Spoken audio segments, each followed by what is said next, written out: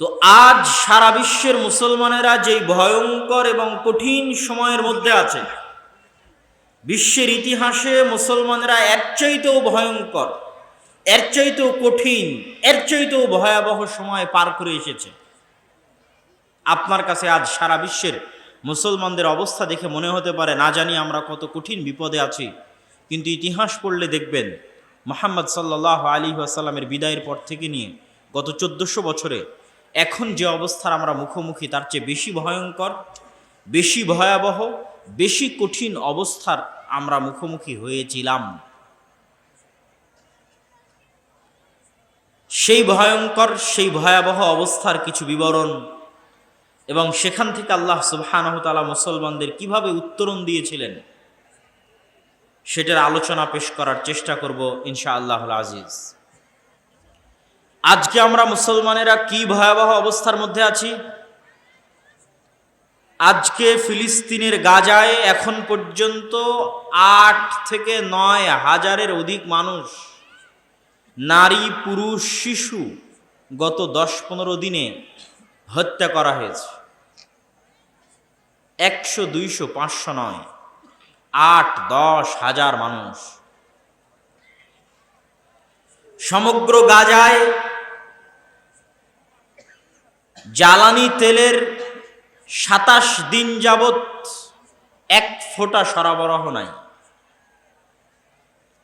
জ্বালানি তেলের সরবরাহ না থাকার কারণে মেডিকেল এবং হাসপাতালগুলো যেগুলো জেনারেটরের উপর ভিত্তি করে চলছিল সেগুলোও বন্ধ হয়ে গেছে। সমগ্র গাজায় মোবাইলের নেটওয়ার্ক এবং ইন্টারনেট ব্যবস্থা বিচ্ছিন্ন, পৃথিবী থেকে সম্পূর্ণরূপে ডিসকানেক্টেড। তারা পৃথিবীর মানুষকে কিছু বলবে, তারা বেঁচে আছে না মরে যাচ্ছে এটা বলার তাদের কাছে কোনো সুযোগ নাই।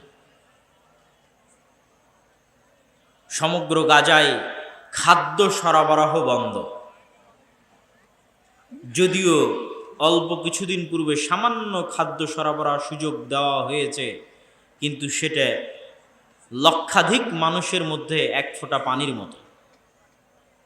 সম্মানিত উপস্থিতি, সমগ্র বিশ্বের মুসলমান অমুসলমান, মুসলিম অমুসলিম সকল শাসকের সামনে, আধুনিক বিশ্বের সকল মিডিয়ার সামনে, আধুনিক বিশ্বের সকল সামাজিক যোগাযোগ মাধ্যম, ফেসবুক, টুইটার, ইউটিউবের সামনে প্রতি সেকেন্ডের আপডেট পাওয়ার যে যুগ, সেই যুগে প্রকাশ্যে দিনে দুপুরে মুসলমানদের সাথে এই ব্যবহার করা হচ্ছে, এই আচরণ করা হচ্ছে, কিন্তু টু শব্দ করার, বন্ধ করার, বাধা দেওয়ার কেউ নাই।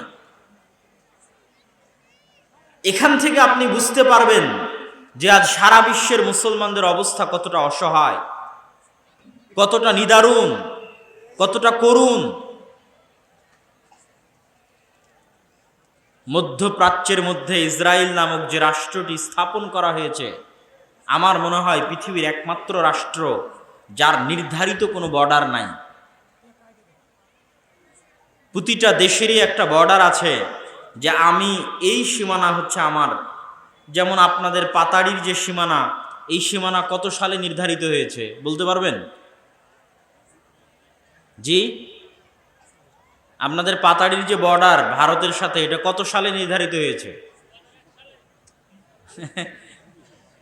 1947 সালের বর্ডার এটা, 71-এরও না। মানে আমরা যে মানচিত্রে বসবাস করি, এই মানচিত্রটা আমরা 71-এ পাইনি, এই মানচিত্রটা আমরা 47-এ পেয়েছি, যেটাকে বলা হয় পাকিস্তান আন্দোলন। মুসলমানদের জন্য আলাদা দেশ লাগবে মর্মে যে আন্দোলন হয়েছিল, সে আন্দোলনের ফলশ্রুতিতে পূর্ব পাকিস্তানের মুসলমানদের জন্য যে দেশ তৈরি হয়েছিল, সেই দেশ এই দেশ, এই সীমানা সেই সীমানা। তো পৃথিবীর একমাত্র দেশ যার কোনো বর্ডারই নাই। মানে আজ সকালে আমি বললাম এই পর্যন্ত আমার বর্ডার, সকালবেলা ঘুম থেকে উঠে বলছি না ওই পর্যন্ত আমার বর্ডার। যেমন আপনাদের এলাকায় জমির আইল হয়, তো কিছু মানুষ থাকে যে জমির আইল কাটতে কাটতে তার সীমানা বাড়াতে থাকে, প্রতি বছরই একটু করে কাটে আর একটু করে ওইদিকে ঠেলে। তো পৃথিবীর হয়তো একমাত্র দেশ যার কোনো বর্ডার নাই। সে আজ বলবে এই পর্যন্ত আমার বর্ডার, তো ওই পর্যন্ত। কাল যদি বলে ওই পর্যন্ত আমার বর্ডার, তো ওই পর্যন্ত। না হলে সারা পৃথিবীর সকল মানুষের সামনে কিভাবে তারা আজ এই ধরনের ভয়ঙ্কর এবং ভয়াবহ আচরণ এবং ব্যবহার মুসলমানদের সাথে করতেছে। তাদের আচার ব্যবহারের সাথে ফেরাউনের আচার ব্যবহারের মিল আছে। ফেরাউন ইচ্ছাকৃত বানু ইসরাইলের শিশু সন্তানদের জবাই করত, আর এরা আজকের যুগের ফেরাউন ইচ্ছাকৃতভাবে মুসলমানদের শিশু সন্তানদেরকে হত্যা করতেছে। তাদের টার্গেট পুরুষ মানুষও নয়, তাদের টার্গেট মহিলা মানুষও নয়, তাদের টার্গেট শিশু। ফেরাউন যেমন আদেশ দিয়েছিল বানু ইসরাইলের ছোট ছোট বাচ্চাদের হত্যা করতে হবে, তাদেরও আদেশ আছে মুসলমানদের ছোট ছোট বাচ্চাদের হত্যা করতে হবে। সম্মানিত উপস্থিতি, কিন্তু আমি আপনাদেরকে বলছি, আজকে আপনারা যেই ভয়ঙ্করতা, যেই ভয়াবহতা চোখের সামনে দেখছেন, এর চেয়ে শতগুণ বেশি ভয়াবহ এবং ভয়ঙ্কর যুগ মুসলমানেরা পার করেছে। সেটাই ইতিহাস, যে এর চেয়ে ভয়ঙ্কর এবং ভয়াবহ অবস্থা থেকে যদি আল্লাহ মুসলমানদের উত্তরণ দিতে পারে, তো এই অবস্থা থেকে উত্তরণ দিতে পারে। ওই অবস্থা থেকে আল্লাহ সুবহানাহু ওয়া তাআলা যেই কারণে যেইভাবে উত্তরণ দিয়েছেন, এই অবস্থা থেকে ওই কারণে ওইভাবে আল্লাহ সুবহানাহু ওয়া তাআলা উত্তরণের ব্যবস্থা করে দিতে পারেন। সেই ঘটনা কোন ঘটনা? ক্রুসেডারদের ঘটনা এবং হালাকু খা ও চেঙ্গিস খানের ঘটনা, তাতারি মঙ্গোলীয়দের ঘটনা। চীনের পাশে এখনো একটি রাষ্ট্র আছে মঙ্গোলীয়। আর ক্রুসেড বলা হয় যেই ক্রুশ বিদ্ধ করে শুলে চড়িয়ে ঈসা আলাইহিস সালাতু ওয়াস সালামকে হত্যা করা হয়েছিল মর্মে খ্রিস্টানেরা বিশ্বাস করে। ওই শুলের ইংরেজি হচ্ছে ক্রস চিহ্ন, কাঠ। সেই কাঠের সাথে এইভাবে হাত বেঁধে প্রেক দিয়ে মেরে ঈসা আলাইহিস সালাতু ওয়াস সালামকে হত্যা করা হয়েছিল মর্মে তারা বিশ্বাস করে। ঠিক এই আকৃতিটাই হচ্ছে ক্রুসের আকৃতি। সেটার উপর ভিত্তি করেই হচ্ছে ক্রুসেড, ধর্মযুদ্ধ, খ্রিস্টানদের জন্য ধর্মযুদ্ধ। এই ধর্মযুদ্ধ পরিচালিত হয়েছিল ইউরোপ থেকে এসে আজকের যে জেরুজালেম, আজকের যে ফিলিস্তিন, আজকের যে লেবানন, আজকের যে সিরিয়া, আজকের যে ইসরায়েল, এই এরিয়াগুলোতে। তাদের একটাই টার্গেট ছিল, ওই ইউরোপ থেকে তারা এসেছে মসজিদে আকসা দখল করবে, জেরুজালেম দখল করবে। এই জন্য কেন? মারিয়াম আলাইহিস সালাতু ওয়াস সালাম এই শহরে, এই মসজিদে বসবাস করতেন, যিনি তাদের মা মেরি। ঈসা আলাইহিস সালাতু ওয়াস সালাম এই শহরে জন্মগ্রহণ করেছিলেন, এই শহরে তাকে হত্যা করা হয়েছে মর্মে তাদের বিশ্বাস, যিনি তাদের জেসাস, খ্রিস্টানদের। সম্মানিত উপস্থিতি, আর মঙ্গোলীয়দের চেতনা কি ছিল? মঙ্গোলীয়রা ছিল পৃথিবীর সবচেয়ে অসভ্য, অশিক্ষিত, বর্বর জাতি, যাদের কাছে না শিক্ষা ছিল না নিয়ম কানুন ছিল। তারা শুধু বুঝতো মানুষের রক্ত পান করতে হবে, মানুষকে নৃশংস পশুর মতো হত্যা করতে হবে। এই জন্য ওই যুগের আলেম ওলামারা মনে করেছিল এরাই ইয়াজুজ এবং মাজুজ। মঙ্গোলীয়রা যখন মঙ্গল থেকে বের হলো, তাতারেরা, চেঙ্গিসকা, হালাকু খারা, তখন এই গোটা মুসলিম বিশ্বের বড় বড় আলেম ওলামারা ফতোয়া দিয়েছিলেন এরাই ইয়াজুজ মাজুজ বের হচ্ছে।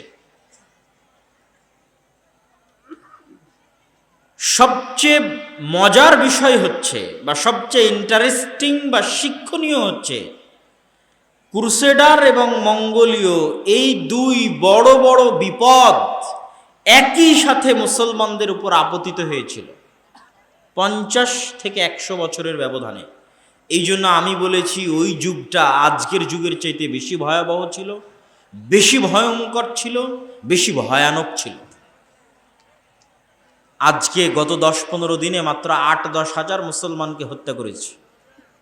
আর হালাকু খা, চেঙ্গিস খা যেদিন বাগদাদে প্রবেশ করে, ওই দিন 6 দিন ব্যাপী, প্রায় 1 সপ্তাহ ব্যাপী লক্ষ লক্ষ মুসলমানকে জবাই করা হয়েছে। লক্ষ লক্ষ হাত দিয়ে ধরেছে এবং জবাই করেছে বাগদাদে। তাহলে একদিকে ইউরোপ থেকে এসেছে ক্রুসেডাররা, আর একদিকে মঙ্গল থেকে এসেছে হালাকু খা এবং চেঙ্গিস খানেরা। এইরকম একটা ভয়াবহ, ভয়ঙ্কর, ভয়ানক পরিস্থিতি থেকে আল্লাহ সুবহানাহু ওয়া তাআলা মুসলমানদের উদ্ধার করেছেন। শুধু উদ্ধার করেছেন তা নয়, যুগ যুগ যাবৎ মুসলমানেরা যেই দেশ বিজয় করতে পারেনি, আল্লাহ এই ক্রুসেডারদের পরাজিত করার পরে, এই মঙ্গোলীয় তাতারদের পরাজিত করার পরে মুসলমানদেরকে সেই দেশ বিজয় করার সুযোগ করে দিয়েছিলেন। যুগ যুগ, সাহাবীদের যুগ থেকে মুসলমানেরা ওখানে গিয়ে মরতো ওই দেশ বিজয় করার জন্য, পারেনি। সেটাই হচ্ছে আজকের তুরস্ক, সেটাই হচ্ছে আজকের ইস্তাম্বুল, সেটাই হচ্ছে আজকের কুস্তুনতুনিয়া। আরবিতে বলে কুস্তুনতুনিয়া, ইংরেজিতে বলে কনস্টান্টিনোপল। রোমান খ্রিস্টানদের সবচেয়ে বড় হেডকোয়ার্টার ছিল। পুরো ক্রুসেডের যুদ্ধের সময়ে জেরুজালেমের বিরুদ্ধে যে যুদ্ধ পরিচালিত হতো, এই যুদ্ধের হেডকোয়ার্টার ছিল তুরস্ক। এটা মুসলিম বিশ্বের সীমানা ছিল রাবাত। হাজার হাজার মুসলমানেরা এই রাবাত, এই সীমানায় গিয়ে মারা গেছে যে কবে আমরা ইস্তাম্বুল বিজয় করতে পারবো, কুস্তুনতুনিয়া বিজয় করতে পারবো। তাহলে দেখেন, মাত্র 200 বছরের মধ্যে ক্রুসেডাররা জেরুজালেম দখল করে নিল, মঙ্গোলীয়রা বাগদাদে লক্ষ লক্ষ মুসলমানকে জবাই করলো। একসাথে এই দুইটা ঘটনা ঘটে যাওয়ার পরে, এই দুইটা ঘটনা থেকে আল্লাহ তো মুসলমানদের উত্তরণ দিলেনই। ক্রুসেডারদেরকে পরাজিত করে আরব বিশ্ব থেকে বিতাড়িত করা হলো, মঙ্গোলীয়দেরকে বিতাড়িত করা হলো। শুধু এখানেই নয়, আল্লাহ সুবহানাহু ওয়া তাআলা মুসলমানদের ক্রুসেডারদের যে হেডকোয়ার্টার ছিল তুরস্ক, ইস্তাম্বুল, কনস্টান্টিনোপল, সেটাও বিজয় করার তৌফিক দিলেন। এবং সেখানেই প্রতিষ্ঠিত হলো মুসলমানদের শেষ খেলাফা, উসমানীয় খেলাফত। এগুলো সবগুলো ঘটল 200 থেকে 300 বছরের মধ্যে। তাহলে যেই মুহূর্তে ক্রুসেডাররা এবং মঙ্গোলীয়রা বাগদাদ এবং জেরুজালেমে আক্রমণ করেছিল, ওই অবস্থা থেকে আল্লাহ উত্তরণ দিয়ে যদি কনস্টান্টিনোপল বিজয় করাতে পারেন, আজকে মুসলমানেরা যেই ভয়াবহ ভয়ানক পরিস্থিতির মধ্যে আছে, এখান থেকে আল্লাহ সুবহানাহু ওয়া তাআলা উত্তরণের ব্যবস্থা করে দিবেন। কিন্তু আপনাকে জানতে হবে তারা উত্তরণ পেয়েছিল কিভাবে। দুইজনের নাম বলে, তাদের সংক্ষিপ্ত ইতিহাস বলে আমরা আমাদের এই পর্ব শেষ করব। একজন হচ্ছেন সালাহুদ্দিন আল আইয়ুবী রাহিমাহুল্লাহ রাহমাতান ওয়াসিআ, আরেকজন হচ্ছে সাইফুদ্দিন কুতজ জাহিরুদ্দিন বেরবাস রাহিমাহুমুল্লাহ রাহমাতান ওয়াসিআ। যেই মুহূর্তে ক্রুসেডারেরা গোটা জেরুজালেম 70 থেকে 80 বছর যাবৎ দখল করে আছে, ওই মুহূর্তে ক্রুসেডারদেরকে মসজিদে আকসা থেকে বিতাড়িত করে মসজিদে আকসা বিজয় করেছিলেন সালাহুদ্দিন আইয়ুবী। সালাহুদ্দিন আইয়ুবীর উত্থান কিভাবে হয়েছিল? সালাহুদ্দিন আইয়ুবী কোথায় থেকে এসেছিলেন? সালাহুদ্দিন আইয়ুবীর যে সময় উত্থান, ওই সময় আব্বাসীয় খেলাফতের পতনের সময়। এখন পর্যন্ত তিনটে বড় খেলাফা মুসলিম বিশ্বে প্রতিষ্ঠিত হয়েছিল। এক, খোলাফায়ে রাশিদিনের 40 বছর, আবু বকর, ওমর, উসমান, আলী। 2, উমাইয়া খেলাফত। উমাইয়া খেলাফতে সবচেয়ে বেশি দেশ বিজয় হয়েছে। উমাইয়া খেলাফত আমলে মুসলমানদের কাজই ছিল দেশ বিজয় করা। আব্বাসীয় খেলাফতে তেমন একটা দেশ বিজয় হয়নি। আব্বাসীয় খেলাফতে হয়েছে জ্ঞান বিজ্ঞানের চর্চা। মুসলমানেরা জ্ঞান বিজ্ঞানে বিশ্বের সবচেয়ে বড় বড় বিশ্ববিদ্যালয় বাগদাদ এবং কর্ডোভায় তৈরি করে ফেলেছিল।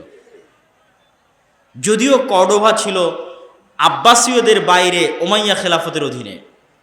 আর আব্বাসীয়দের শেষ আমল ছিল সেলজুক, মামলুক এইরকম খণ্ড খণ্ড সালতানাতের অধীনে তারপরে নতুন খেলাফত আসলো, উসমানীয় খেলাফত। তাহলে যখন সালাহুদ্দিন আইয়ুবীর উত্থান হচ্ছে, তখন মুসলমানদের শক্তিশালী কেন্দ্রীয় কোনো শাসন ব্যবস্থা নাই। নওগাঁর একজন আমির, রাজশাহীর আর একজন আমির, ঢাকার একজন আমির, দিনাজপুরের একজন আমির, এরকম মুসলিম দেশগুলো খণ্ড বিখণ্ড আকারে আমির ছিল। কেউ সিরিয়ার হালবের আমির, কেউ সিরিয়ার হেমসের আমির, কেউ মিশরের আমির, এইভাবে ছিল। ওই সময় সেলজুকদের হাতে জামেআতুল আজহার, আজহার বিশ্ববিদ্যালয়ের আলোকে বাগদাদে একটি মাদ্রাসা তৈরি হয়েছিল, তার নাম মাদ্রাসা নিজামিয়া। আপনারা এখনো শুনবেন যে দারসে নিজামি, এখনো বলা হয়। এই যে পাতাড়ি মাদ্রাসা যখন কওমি মাদ্রাসা ছিল, তখন দেখবেন এখানে লেখা হতো যে দারসে নিজামিতে পরিচালিত হয়। এই দারসে নিজামিটা এসেছে ওই নিজামিয়া মাদ্রাসা। যিনি শিক্ষামন্ত্রী ছিলেন নিজামুল মুলক তার নাম, তিনি মাদ্রাসাটা তৈরি করেছিলেন, তার নামে মাদ্রাসার নাম মাদ্রাসা নিজামিয়া। ওই মাদ্রাসা নিজামিয়া থেকে বড় বড় ছাত্র তৈরি হয়েছে। ইবনে আসাকির তৈরি হয়েছে, তারিখে দেমাশকের লেখক ইবনুল আসির তৈরি হয়েছে, আরো বড় বড় আলেম ওই মাদ্রাসা নিজামিয়া থেকে এসেছে। এই মাদ্রাসা নিজামিয়ার ছাত্ররাই পরবর্তীতে ক্রুসেডারদের কাছ থেকে এবং মঙ্গোলীয়দের কাছ থেকে মুসলমানদের আজাদ করার জন্য জিহাদের নেতৃত্ব দিয়েছিলেন। এখান থেকে উত্থান ঘটে সালাহুদ্দিন আইয়ুবী রাহিমাহুল্লাহ। সালাহুদ্দিন আইয়ুবী রাহিমাহুল্লাহ তার চাচা আসাদুদ্দিন শেরকোহের সাথে মিশরে একটি অভিযান পরিচালনা করতে এসে তিনি মিশরের দায়িত্বপ্রাপ্ত হন। আস্তে আস্তে তিনি মিশর এবং সিরিয়া দুই দেশেরই দায়িত্বপ্রাপ্ত হন। এই দুই দেশের দায়িত্বপ্রাপ্ত হওয়ার পরে জেরুজালেম বিজয়ের আগ পর্যন্ত অসংখ্য মুনাফিকের তাকে মোকাবেলা করতে হয়েছে। শুধু মুনাফিকে ভরা। ক্রুসেডাররা নারী দিয়ে আর টাকা দিয়ে মুসলমান আমির ওমারাদের কিনে নিত। কেউ ইসলামের কারণে জিহাদ করতে ইচ্ছুক ছিল না। সবার মাথায় আছে জাতীয়তাবাদের কারণে জাতিভিত্তিক জিহাদ হতে পারে। যেমন ইসরায়েলের বিরুদ্ধে আরব বিশ্ব তিনটে যুদ্ধ করেছে জাতীয়তাবাদের উপর ভিত্তি করে, একটা যুদ্ধ জিততে পারেনি, কেননা যুদ্ধটা ছিল জাতীয়তাবাদের কারণে। তো জেরুজালেম যখন ক্রুসেডাররা দখল করে নিয়েছিল, তখনও যুদ্ধ হয়েছিল জাতীয়তাবাদের কারণে, জিততে পারেনি। সালাহুদ্দিন আইয়ুবী এই সমস্ত মুনাফিকদেরকে হত্যা করতে করতে, এই সমস্ত মুনাফিকদের ষড়যন্ত্র থেকে মুসলিম উম্মাকে মুক্ত করে তারপরে তিনি মনোযোগ দিলেন জেরুজালেম বিজয়ের জন্য। জেরুজালেম বিজয়ের আগেই,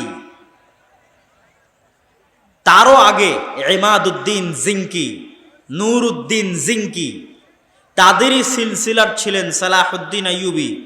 ইমাদউদ্দিন জিঙ্কি আর নূরউদ্দিন জিঙ্কি তারা জেরুজালেম বিজয় করবেন এই জন্য একটা মিম্বার বানিয়েছিলেন সিরিয়াতে।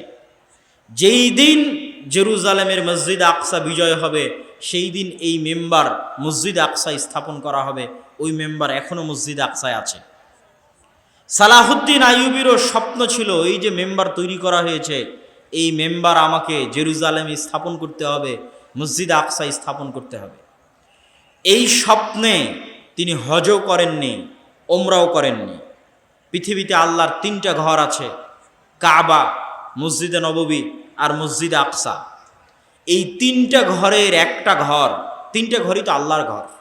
মসজিদ আকসার ফজিলত সম্পর্কে আমি আলোচনা করব, এখানে একটু আপনাদেরকে হিন্টস দিয়ে তারপরে যাব ইনশাল্লাহ মসজিদ আকসার ফজিলতে। আল্লাহ সুবহানাহু ওয়া তাআলার এই তিনটা ঘরের একটা ঘরকে অন্যের দখলে রেখে কেমন করে আমি আল্লাহর আর একটা ঘর জিয়ারতে যেতে পারি, আল্লাহর আর একটা ঘরে হজে যেতে পারি, আল্লাহর আর একটা ঘরে ওমরায় যেতে পারি, অথচ ওই মুহূর্তে আল্লাহর আর একটা ঘর বন্দি অবস্থায় আছে। এই ব্যথা, এই কষ্ট সালাহুদ্দিন আইয়ুবীর অন্তরে ছিল, সালাহুদ্দিন আইয়ুবীর হৃদয়ে ছিল। এই জন্য তিনি হজও করেননি, ওমরাও করেননি। আগে মসজিদ আকসা বিজয় করবেন, আল্লাহর আর একটা ঘর আগে মুক্ত করবেন বন্দি দশা থেকে। আল্লাহর আরেকটা ঘর আগে মুসলমানদের জন্য উন্মুক্ত করে দিবেন, তারপরে তিনি আল্লাহর অন্য ঘর, সেটা জিয়ারতের জন্য যাবেন, হজ এবং উমরা আদায় করার জন্য যাবেন। আজকে 70-80 বছর থেকে মুসলমানেরা মসজিদ আকসা দেখতে যেতে পারে না। আপনারা কতজন হাজি আছেন আজকে এখানে বসে আছেন, মসজিদে নববী দেখেছেন, মক্কার মসজিদ দেখেছেন, মসজিদ আকসা দেখতে যেতে পারেননি? এ আফসোস থাকা উচিত অন্তরে। এটাও ওই 3টা মসজিদের একটা মসজিদ যেখানে দেখতে যাওয়া উচিত, ওই 3টা মসজিদের একটা মসজিদ যেখানে গেলে অতিরিক্ত নেকি আছে সালাতের জন্য। এটা মুসলমানদের প্রথম কিবলা, কিন্তু আমরা 70-80 বছর থেকে যেতে পারি না। পৃথিবীর 100 থেকে 150 কোটি মুসলমান তাদের তৃতীয় পবিত্রতম স্থান দেখতে যেতে পারে না। এই কষ্ট মুসলমানদের অন্তরে থাকতে হবে। আপনার সন্তানের অন্তরে এই কষ্ট দিতে হবে। এই কষ্ট সালাহুদ্দিন আইয়ুবীর অন্তরে ছিল দেখেই সালাহুদ্দিন আইয়ুবী মসজিদ আকসা বিজয় করতে পেরেছে। আপনার অন্তরে এই কষ্ট প্রবেশ করাতে হবে। আপনার সন্তান সন্ততি বংশধরের অন্তরে এই কষ্ট দিতে হবে যে মসজিদ আকসা আমাদের মসজিদ, মসজিদ আকসায় আমরা সালাত আদায় করতে চাই। আল আরজুল মুকাদ্দাসা আমাদের। আমরা যেমন মক্কা দেখতে যেতে চাই, মদিনা দেখতে যেতে চাই, একই সফরে জেরুজালেমে বিমান ল্যান্ড করে মসজিদে আকসায় সালাত আদায় করতে চাই।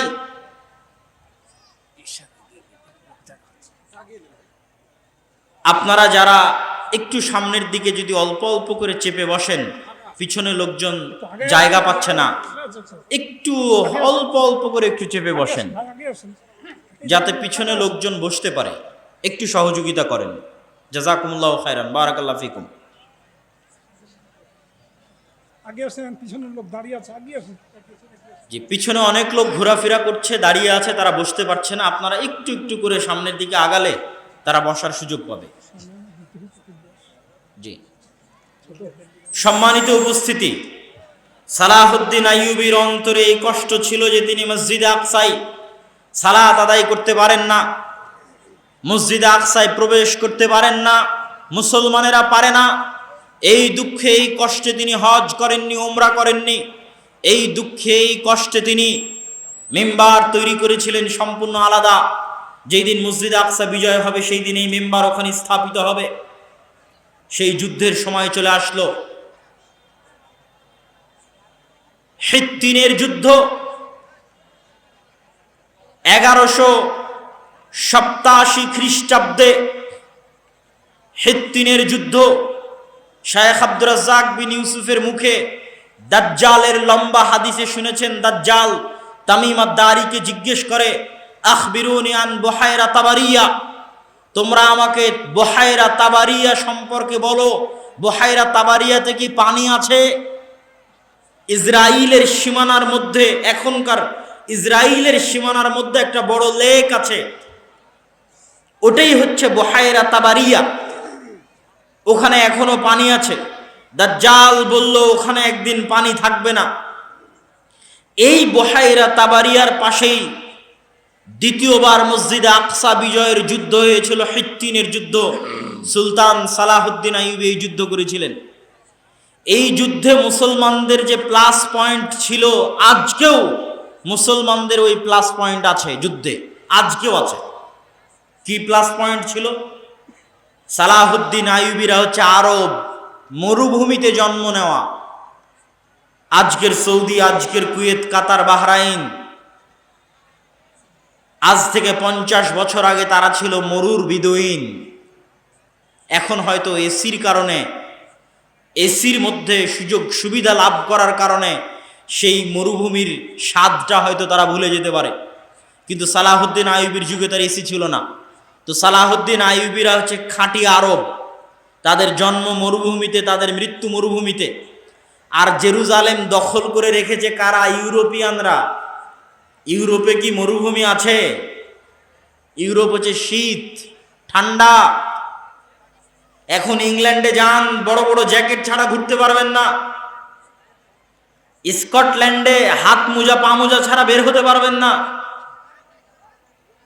গোটা ইউরোপ, আমেরিকা, কানাডা, আর আরব জেরুজালেম যেখানে আছে এটা হচ্ছে গরম মরুভূমি, গরম প্রধান অঞ্চল। তাহলে ইউরোপের শীত প্রধান দেশে বসবাসকারীরা দখল করে রেখেছে জেরুজালেম, যেটা আছে গরম এলাকায়, মরুভূমি এলাকায়। আর সালাহুদ্দিন আইয়ুবী সহ মুসলমান আরবদের জন্মই মরুভূমিতে, বড়ই হয়েছে গরম অঞ্চলে। এই ছোট্ট জিনিসটাই সালাহুদ্দিন আইয়ুবী রাহিমাহুল্লাহ কাজে লাগিয়েছেন যুদ্ধের কৌশল হিসেবে, যে এদেরকে গরম দিয়ে ধ্বংস করে দেব। বড় বড় শক্তিশালী লৌহ বর্ম গায়ে দিয়ে আছে, এমন গরম পরিবেশ সৃষ্টি করতে হবে যাতে গরমের ঠেলাতে লোহার বর্ম খুলে ফেলে দেয়, গায়ে না রাখতে পারে। আসছে তো ইউরোপ থেকে। ইউরোপিয়ানরা যারা সাদা চামড়া, শীত অঞ্চল, তারা গরম সহ্য করতে পারে না, তাদের চামড়ায় ফুসকুড়ি পড়ে যায়, অল্প মাত্রার গরম হলেই চামড়ায় ফুসকুড়ি পড়ে যায়। আজকেও যারা ওখানে আসছে তারা শীত প্রধান অঞ্চল থেকে আসছে। এখানে একটা মজার জিনিস বলে রাখি, মুসলমানেরা ওই অঞ্চলগুলোই বিজয় করতে পেরেছে যেগুলো গরম, আর ওই অঞ্চলগুলো বিজয় করতে পারেনি যেগুলো শীত। তুরস্ক এতদিন বিজয় হতো না এই জন্য যে তুরস্ক শীত। আপনি বলবেন স্পেন তো ইউরোপ বিজয় হয়েছে, স্পেনের যে অঞ্চলগুলো মুসলমানেরা বিজয় হয়েছে এগুলো সবই গরম অঞ্চল। আমি নিজে যেহেতু গেছি, কর্ডোভা, গ্রানাডা, আলহামরা সব ঘুরে এসেছি, এগুলো গরম অঞ্চল, একদম অ্যারাবিয়ান স্টাইলের গরম অঞ্চল। যেখানে থেকে শীত শুরু, ওখান থেকে আর মুসলমানেরা বিজয় করতে পারেনি। স্পেনের সীমানার সাথে লাগানো ফ্রান্স, স্পেনের সীমানার সাথে লাগানো ইতালি, ফ্রান্স, ইতালি, জার্মান, এগুলো স্পেনের একদম আমাদের সাথে যেমন ইন্ডিয়া লেগে আছে সেভাবে লেগে আছে। তো মুসলমানেরা স্পেন বিজয় করে আর ফ্রান্সে ঢুকতে পারেনি, স্পেন বিজয় করে আর ইতালিতে ঢুকতে পারেনি। তার সবচেয়ে বড় কারণ ছিল শীত। মুসলমানেরা অভ্যস্ত ছিল গরমে, তারা শীতে যুদ্ধ করতে পারতো না। তাহলে জেরুজালেম যারা দখল করে রেখেছে আর আসছে শীত এলাকা থেকে, সালাহুদ্দিন আইয়ুবী যুদ্ধের ট্রিক্সে খাটালেন যে আমি তাদেরকে পানির যে সরবরাহগুলো আছে এগুলো থেকে একদম আশেপাশের 15-20 কিলোমিটার খালি মরুভূমি থাকবে, এরকম মরুভূমিতে নিয়ে যাব। তো যুদ্ধ শুরু করলেন স্বাভাবিক শহর এলাকাতেই, একটু করে আগান, একটু করে পিছান, একটু করে আগান, একটু করে পিছান, পিছাতে পিছাতে পিছাতে পিছাতে তাদেরকে বুঝাচ্ছেন যে আমরা পরাজিত হচ্ছি, কিন্তু আসলে তিনি তাদেরকে টেনে টেনে মরুভূমির মধ্যে নিয়ে যাচ্ছেন, পানির সকল সরবরাহ থেকে বিচ্ছিন্ন করে দিচ্ছেন। কিন্তু তারা মনে করছে আমরা মুসলমানদের পরাজিত করছি। টানতে টানতে যখন একদম গহীন মরুভূমির মধ্যে নিয়ে চলে আসলেন, যেখান থেকে আশেপাশের 250 কিলোমিটারে না কোনো গাছ আছে, আশেপাশের 250 কিলোমিটারে না কোনো কুয়া আছে, আশেপাশের 250 কিলোমিটারে না পানির ব্যবস্থা আছে। আর সালাহুদ্দিন আইয়ুবী আগে থেকে ওখানে তার সেনাবাহিনী রেডি করে রেখেছিলেন শুধু আগুন জ্বালানোর জন্য। গোটা মরুভূমির চারিদিকে গাছপালা একত্রিত করে ভয়ঙ্করভাবে আগুন জ্বালানোর জন্য। যুদ্ধ হচ্ছে জুন জুলাই মাসে, একদম কাঠ ফাটা রোদে জুন জুলাই মাসের মধ্যে মরুভূমির মধ্যে, একে তো সূর্যের তাপ, একে তো মরুভূমির বালুর তাপ, আর একে তো চারিদিকে জ্বালিয়ে দেওয়া হয়েছে আগুন, আগুনের তাপ। এই ত্রিতাপে ইউরোপিয়ান থেকে আসা বিশাল বিশাল নাইট যোদ্ধারা তাদের গায়ে থাকা লোহার বর্মগুলো গরমের ঠেলায় খুলে ফেলতে থাকলো। আর মুসলমানদের তো জন্মই হয়েছে মরুভূমিতে, তারা গরম সহ্য করাও জানে, তারা গরমে থাকাও জানে, বিনা পানিতে বসবাস করাও জানে। এইভাবে সালাহুদ্দিন আইয়ুবী রাহিমাহুল্লাহ হিত্তিনের যুদ্ধে ক্রুসেডার বাহিনীকে পরাজিত করে বিনা রক্তপাতে মসজিদে আকসা বিজয় করলেন। একটা জিনিস মনে রাখবেন, মুসলমানেরা 2বার মসজিদে আকসা বিজয় করেছে, 2বারই বিনা রক্তপাতে, এক ফোঁটা রক্তও পড়েনি। আর ক্রুসেডাররা যখন মসজিদে আকসা বিজয় করেছে তখনও রক্ত ঝরেছে, আর আজ তো রক্ত ঝরছেই ঝরছেই ঝরছেই। আরো একটা জিনিস মনে রাখবেন, ইতিহাসের সূক্ষ্ম জিনিস আপনাকে বলে যাচ্ছে। ওমর রাদিয়াল্লাহু তাআলা আনহু যখন মসজিদে আকসা বিজয় করেন, তখন পাদ্রীরা ওমর রাদিয়াল্লাহু তাআলা আনহুকে জোর করে লিখিয়ে নিয়েছিলেন।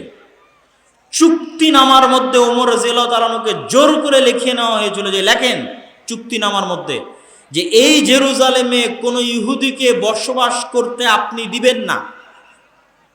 ওমর রাদিয়াল্লাহু তাআলা আনহুর কাছে খ্রিস্টানদের দাবি যে আপনি জেরুজালেম বিজয়ের যে চুক্তি, এই চুক্তিতে লেখেন যে এই জেরুজালেমে আপনি কোনো ইহুদিকে বসবাস করতে দিবেন না। এই চুক্তি এখনো আছে লিখিত আকারে।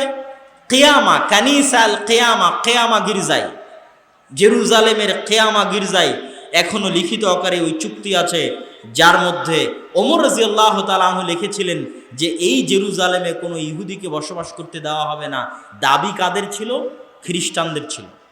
আশ্চর্য হবেন, ওমর রাদিয়াল্লাহু তাআলা আনহু প্রথম যিনি ইহুদিদেরকে জেরুজালেম ভিজিট করার, তাদের পবিত্র স্থানগুলো দেখার অনুমতি দিয়েছিলেন, যে তোমরা এসে দেখে ঘুরে যেতে পারো, বসবাস করতে পারবে না।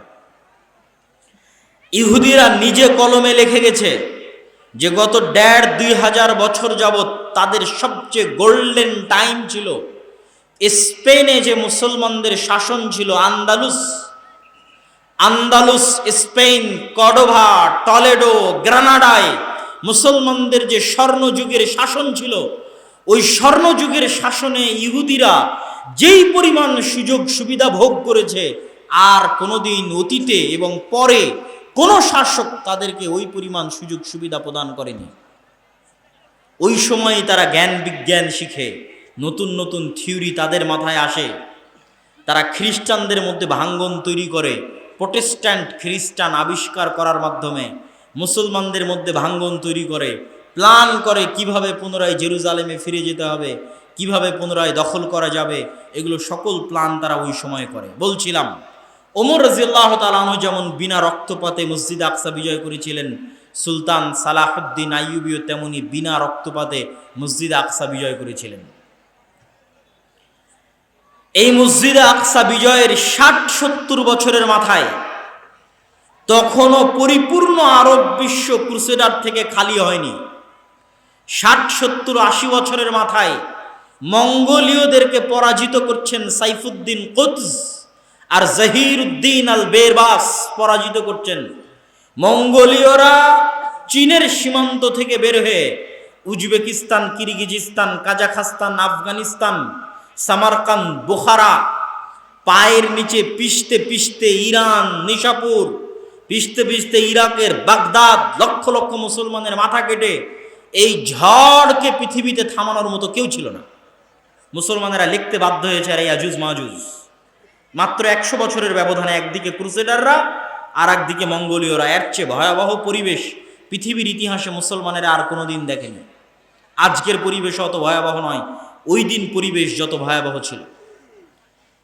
এই যে তাদের স্রোত, এই স্রোত গিয়ে থামলো মিশরে। মিশরে তখন ক্ষমতায় ছিলেন সালাহুদ্দিন আইয়ুবীর পরেই, সালাহুদ্দিন আইয়ুবীর পরপরই মামলুকরা ক্ষমতায় আসে। মামলুক কারা? আজকে যেমন মাদ্রাসাগুলোতে এতিমখানা আছে, এতিমখানায় ছাত্ররা পড়ে, ওই যে নিজামিয়া মাদ্রাসা নিজামিয়ায় পড়াশোনা করত বিভিন্ন অঞ্চল থেকে আসা গরিব, দাস, গোলাম, ইয়েতিম ছাত্ররা। ওই সমস্ত ছাত্রদের দিয়ে শুধু জিহাদের জন্য একটা টিম ছিল। তারাই জিহাদ করতে করতে করতে করতে একসময় তাদের হাতেই ক্ষমতা চলে আসে। বিশেষ করে সালাহুদ্দিন আইয়ুবীর মৃত্যুর পরে তার ছেলে অথবা তার ছেলের ছেলের স্ত্রী শাজারাতুদ্দুর যখন মামলুক কোনো একজন বাদশাকে বিবাহ করেন, তখন মামলুকেরা পরিপূর্ণ ক্ষমতায় চলে আসে। এই মামলুকদেরই ছিল সাইফুদ্দিন কুতজ সেনাপতি, এই মামলুকদেরই ছিল সেনাপতি জহিরুদ্দিন বেরবাস। তাদের সাথে দ্বিতীয় যুদ্ধ হচ্ছে আইনে জালুতের যুদ্ধ, তথা ১১৮৭ মাত্র ৬০-৭০-৮০ বছর পরে আইনে জালুতের যুদ্ধ হচ্ছে মঙ্গোলীয় হালাকুখা চেঙ্গিস খানের বিরুদ্ধে। পৃথিবীর ইতিহাসে এটা তাদের প্রথম পরাজয়।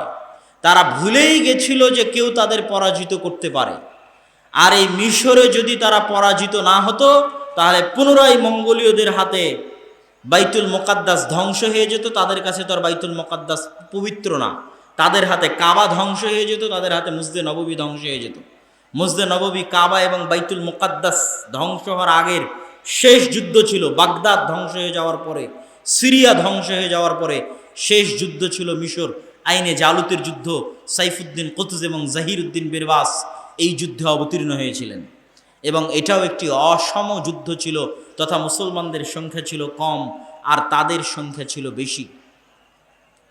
সম্মানিত উপস্থিতি, এই দুই ঘটনার মাত্র 100 বছরের ব্যবধানে ওসমানীয় খেলাফতের খলিফা মুহাম্মদ আল ফাতেহ বিজয় করেন ইস্তাম্বুল, কুস্তুনতুনিয়া।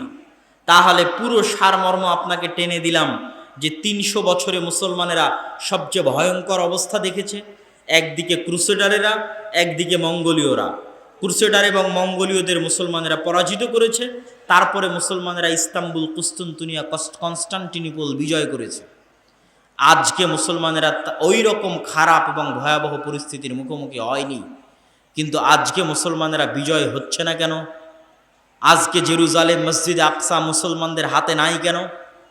আজকে জেরুজালেম মসজিদে আকসা মুসলমানদের হাতে না থাকার কারণ, আর এই মসজিদে আকসা, এই জেরুজালেম যুগে যুগে যতবার বিজিত হয়েছে, তার যদি সারমর্ম আপনি দেখেন, তাহলে আমি বক্তব্যের শেষে গিয়ে আরও আপনাকে সারমর্ম বলবো যে কেমনে কিভাবে মুসলমানেরা পুনরায় সেই জায়গায় নিজেদের ফিরিয়ে নিয়ে যেতে পারবে, বলবো ইনশাআল্লাহ।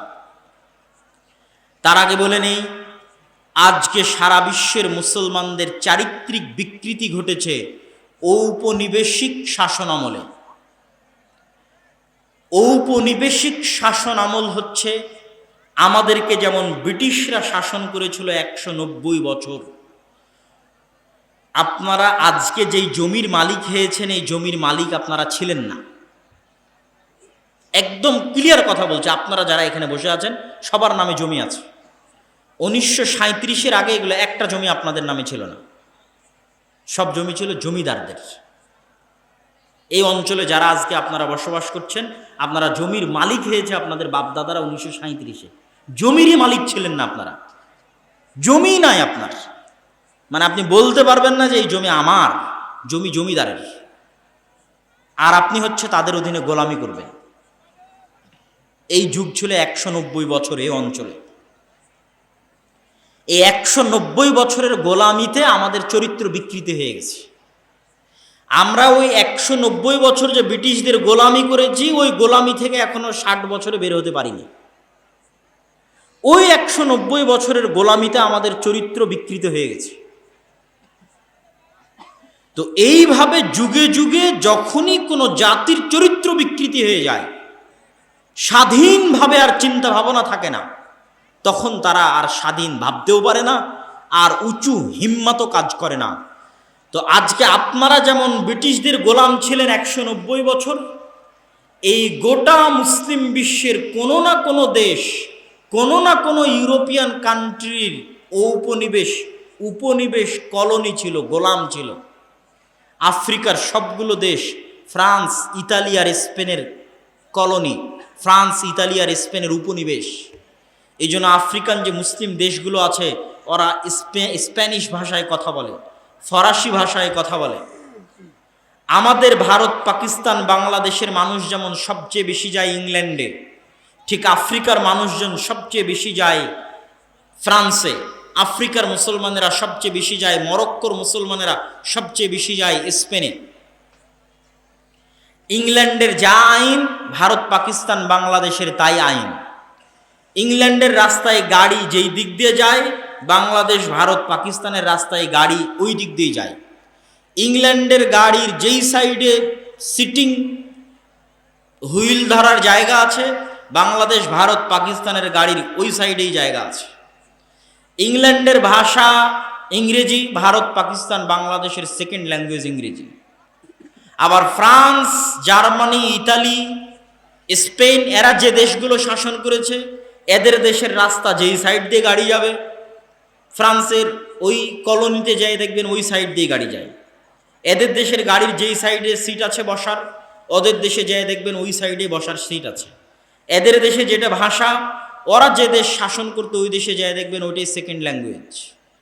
এইভাবে 190 বছরের গোলামিতে, এটা এমনি বাহ্যিক উদাহরণ দেখালাম, আমি তো আর বাস্তব ভিতরের উদাহরণ আপনাকে দিতে পারছি না। মনস্তাত্ত্বিক গোলামির উদাহরণ আপনাকে কেমনে দিব? আপনাকে কেমনে আমি ব্রিটিশদের গোলামির আগের যে মুসলমানেরা ছিল তাদেরকে জীবিত করে কেমনে দেখাবো যে এই দেখো বাংলাদেশের মুসলমানেরা এরকম ছিল, আজ তোমরা এরকম। তথা ব্রিটিশদের 190 বছর গোলামির আগে এখানে এই পাতাড়িতে যে মুসলমানেরা থাকতো, তাদের মন মানসিকতা, মাইন্ড আর আজকে যারা আছে পার্থক্য আছে। ওই ব্রিটিশদের গোলামির আগে যারা ছিল তারা ছিল স্বাধীন চেতা, উঁচু হিম্মা, হেম্মা আলিয়া। আর আমরা হচ্ছে গোলাম। কেন 190 বছর আমরা গোলামি করেছি, রক্তের মধ্যে গোলামি মিশে গেছে। এরকম সারা পৃথিবীর মুসলমানদের রক্তের মধ্যে গোলামি মিশে গেছে এই উপনিবেশ ও উপনিবেশিক শাসন আমলের কারণে। আজকে আমরা ফিলিস্তিন, জেরুজালেম হারিয়েছি এই কারণেই, শুধু এই কারণে। ব্রিটিশরা যখন ভারত ছেড়ে গেল, তুমি 1757 সালে যখন ভারতে ঢুকেছিলে তখন ভারতের মালিক ছিলাম আমরা। তো আজ তুমি ভারত ছেড়ে যাবে তো আমাদের হাতে দিয়ে যাবে, সোজা সিম্পল হিসাব। তুমি 190 বছর আগে যখন ভারতে ঢুকেছো তখন ভারতের শাসক আমরা, তাহলে 190 বছর 1947-এ যখন তুমি ভারত ছাড়ছো আমাদের হাতে দিতে হবে না। তারা দেয়নি, তারা এটাকে ভেঙে 3টে দেশ তৈরি করেছে, 2 কোনায় 2 মুসলমান দেশ রেখেছে। ডিভাইড অ্যান্ড রুল, যাতে ভাগ করো এবং শাসন করো এই বুদ্ধি কাজ করা যায়। ওই কোনাতে কাশ্মীরকে অবন্টিত রেখে দিয়েছে, না পাকিস্তানের মধ্যে না হিন্দুস্তানের মধ্যে। এই একই কাজ, সেম একই কাজ। না লেবানন নামে দুনিয়াতে কোনো দেশ ছিল, না ইসরায়েল নামে দুনিয়াতে কোনো দেশ ছিল, না ফিলিস্তিন নামে দুনিয়াতে কোনো দেশ ছিল, না আরও যে দেশগুলো, তো জর্ডান নামে পৃথিবীতে কোনো দেশ ছিল, না আরব আমিরাত নামে পৃথিবীতে কোনো দেশ ছিল, না কাতার নামে পৃথিবীতে কোনো দেশ ছিল, না কুয়েত নামে পৃথিবীতে কোনো দেশ ছিল। সবই ছিল উসমানীয় খেলাফা, সবই উসমানীয় খেলাফা। সবগুলোকে এরা ভেঙেছে, বসে থেকে থেকে ম্যাপ তৈরি করেছে, বসে থেকে থেকে ম্যাপ তৈরি করে ভেঙ্গে ভেঙ্গে ওর মধ্যে থেকে বের করেছে জেরুজালেমের জায়গা, ইসরায়েলের জায়গা। উসমানীয় খেলাফতের দ্বিতীয় আব্দুল হামিদের ঘটনা পড়ে দেখবেন যে তার কাছে ইহুদিরা কত চেষ্টা করেছে যে আমরা জেরুজালেমে জমি কিনতে চাই, আমাদেরকে জমি কেনার অনুমতি দেওয়া হোক। তিনি দেননি। বিস্তারিত ইতিহাস পড়ে দেখবেন। সেই জায়গায় সারা বিশ্বের সব খ্রিস্টান ইহুদিরা একত্রিত হয়ে, অথচ এই খ্রিস্টানেরাই 1400 বছর আগে ওমর রাদিয়াল্লাহু তাআলা আমাকে লেখালো চুক্তিতে যে আপনি লেখেন যে জেরুজালেমে আপনি কোনো ইহুদিকে বসবাস করতে দিবেন না। খ্রিস্টানেরা লেখালো। আজ 1400 বছর পরে ওই খ্রিস্টানেরাই তোমার এত ভালোবাসা, এত দরদ, তোমার ইউরোপ আমেরিকার মধ্যে জায়গা বের করে দাও, থাকার জন্য দাও না কেন? মুসলমানদের মধ্যে থেকে জায়গা বের করতে হবে। কিভাবে বের করেছে? এইভাবে, যেভাবে ভারতকে ভেঙে 3 টুকরা করেছে, ওই একইভাবে শাম এবং সিরিয়াকে ভেঙে 4-5 টুকরা করে ওর মধ্যে থেকে বের করেছে জায়গা। তাহলে আজ আমরা সারা পৃথিবীতে মুসলমানেরা যে বিস্ফোড়াগুলো বহন করছি, এই বিস্ফোড়াগুলো হচ্ছে ঔপনিবেশিক শাসন আমলের রেখে যাওয়া বিস্ফোড়া। কলোনিয়াল যে সিস্টেম ছিল ওই সিস্টেমের পরে রেখে যাওয়া বিস্ফোড়া। এখান থেকে উদ্ধার তারাই করতে পারবে যারা স্বাধীন চেতা, যারা গোলামি না করে জন্ম নিয়েছে, যারা গোলামি করা কোনোদিন শিখেনি। আল্লাহ কোথাও না কোথাও তাদেরকে মানুষ করতেছে, আল্লাহ কোথাও না কোথাও তাদেরকে লালন পালন করতেছে। আল্লাহর নিজাম তো আছেই, তাদবীরুল্লাহ সুন্নাতুল্লাহ ফি তাদবীরিল আরজ, আল্লাহর নিজাম আছে। আল্লাহ ফেরাউনের জন্য মুসা তৈরি করবেনি। আল্লাহ সুবহানাহু ওয়া তাআলা মুসা আলাইহিস সালাতু ওয়াস সালামকে ফেরাউনের ঘরে তৈরি করেছেন। কেন? মুসা আলাইহিস সালাতু ওয়াস সালাম যদি বানু ইসরাঈলদের সাথে পালিয়ে পালিয়ে বেড়াতো তাহলে ওনার মানসিকতা ছোট হয়ে যেত। উনি বুঝতো না যে স্বাধীনতার স্বাদ কি, স্বাধীন মানুষের স্বাদ কি, স্বাধীন মানুষ কেমনে চিন্তা করে, এটা উনি বুঝতে পারতো না। কেন? ওনার পুরো কওম তো গোলাম কওম। 300 বছর থেকে ওনার কওম ফেরাউনের গোলামি করতেছে। ওনার বানু ইসরাঈলদের শিশু সন্তানকে ইউযাব্বিহুনা আবনাকুম ওয়া ইস্তাহয়ুনা নিসাকুম, চোখের সামনে ফেরাউনের পুলিশ বাহিনী ধরে ধরে জবাই করতেছে। তো মুসা আলাইহিস সালাম তো বুঝবে না। উনি যদি বানু ইসরাঈলের সাথে বড় হতেন উনি বুঝতেন এটাই মনে হয় আমার জীবন, এই গোলামি আমার ভাগ্য, এই দাসত্বই আমার জিন্দেগি।